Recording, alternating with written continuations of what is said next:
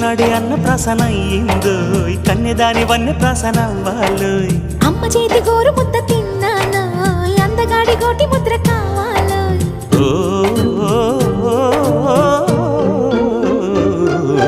కాస్త నన్ను నువ్వు నిన్ను నేను కోరుకుంటే కోరుకున్న చోట నువ్వు నేను చేరుకుంటే చేరుకున్న చోట ఉన్న దీపం మారుతుంటే ఆరుతున్న వేళ కన్నెకాలు జారుతుంటే